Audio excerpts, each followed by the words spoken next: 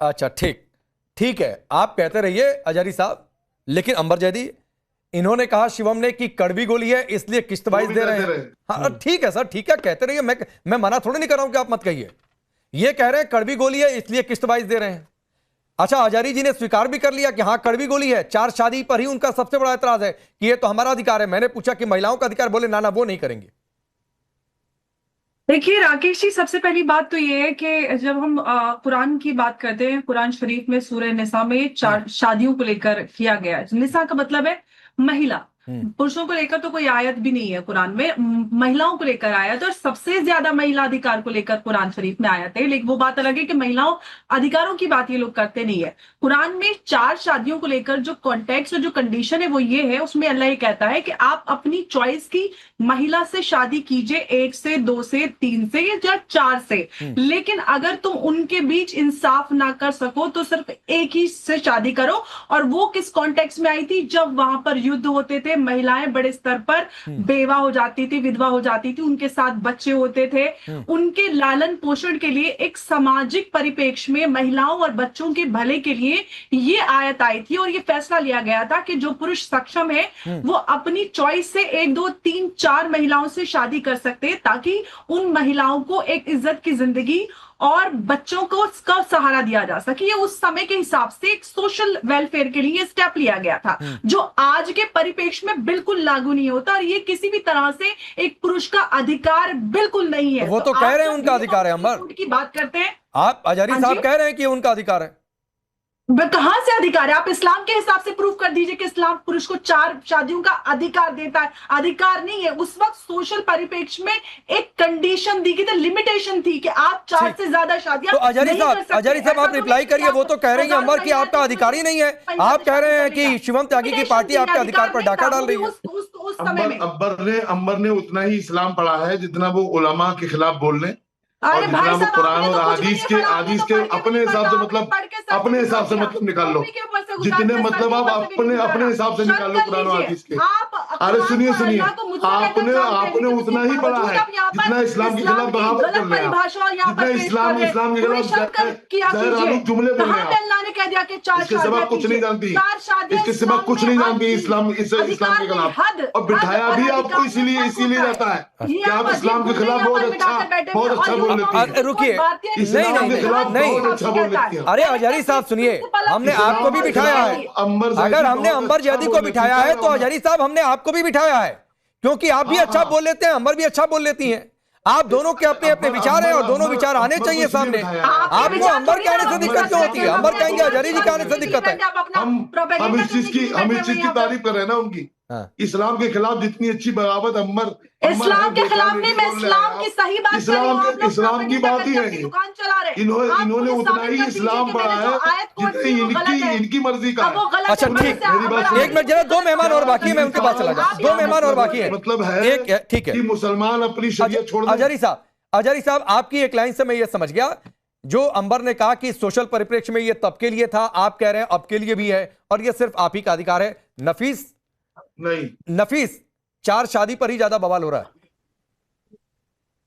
राकेश पांडे जी देखिए, मैं बहुत क्लियर कर दूं कि देश कोई भी फतवा या कोई भी धर्म से नहीं चलेगा, देश संविधान से ही चलेगा। ठीक। और हमारे देश का जो संविधान आर्टिकल 25, 26, 27, 28 हमें साफ साफ कहता है कि आप रिलीजन को चूज कर सकते हैं, उसको प्रोफेस कर सकते हैं, प्रैक्टिस कर सकते हैं, प्रोपेगेट कर सकते हैं। जब हमारे देश का संविधान हमें इस बात की इजाजत दे रहा है कि आप किसी भी धर्म को चुनिए और किसी भी धर्म को अपना लीजिए, फिर उसी धर्म के हिसाब से शादी कीजिए, तलाक कीजिए, कपड़ा पहनिए, खाना खाइए, सरकार उस पर मुदाखलत नहीं कर सकती है। हम यूसीसी का विरोध इसीलिए तो करें क्योंकि संविधान के खिलाफ।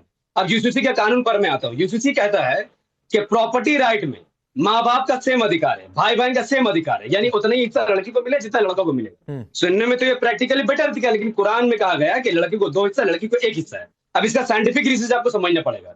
घर का जो गार्जियन यानी जो बाप है वही घर चलाता है ज्यादा तौर पर।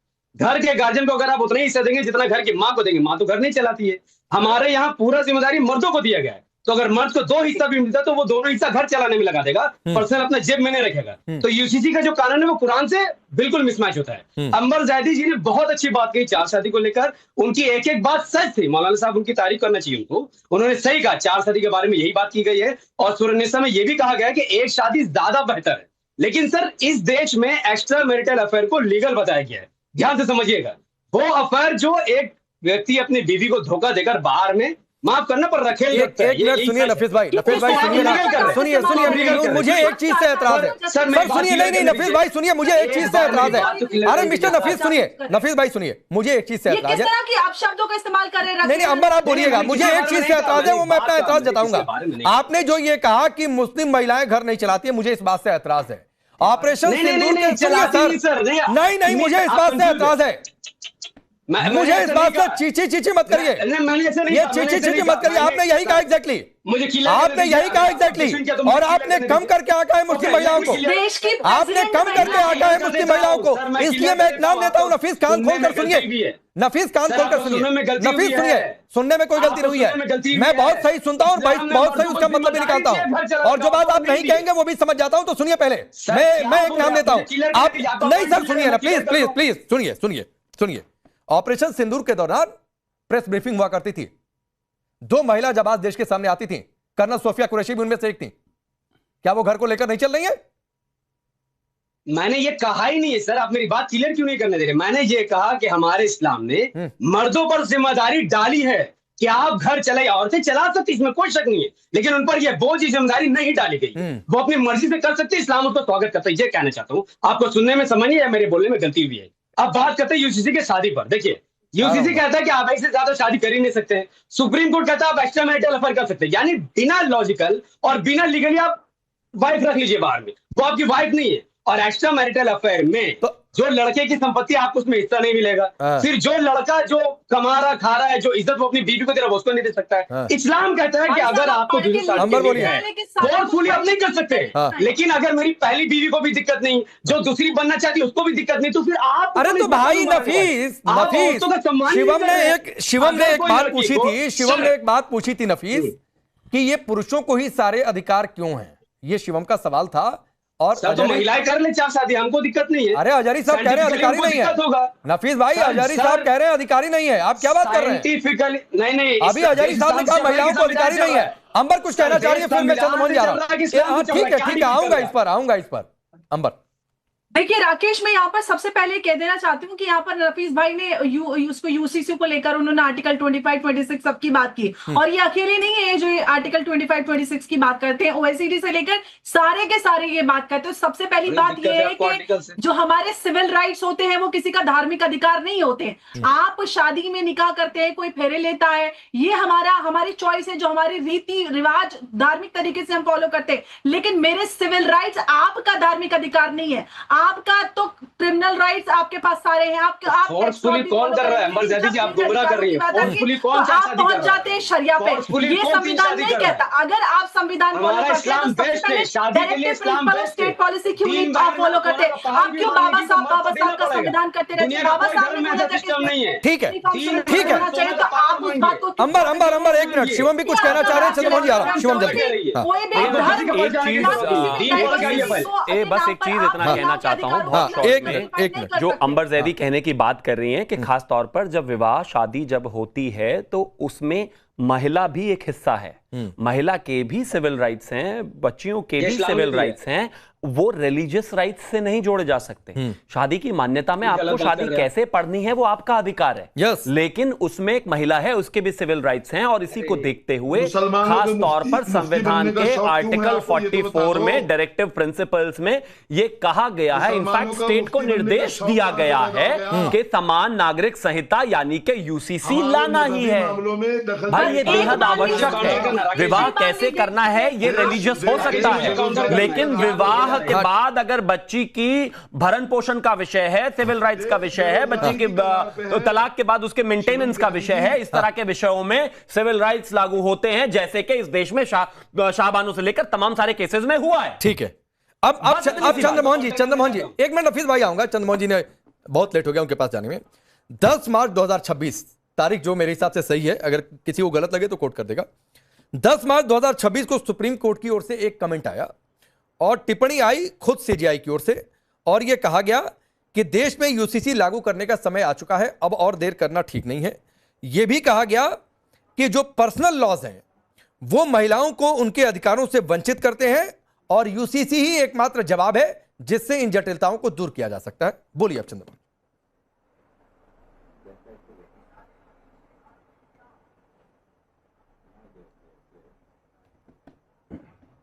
चंद्रमोहन जी क्या हुआ? राकेश जी मुझसे पूछा है? हाँ आप ही से पूछा सर।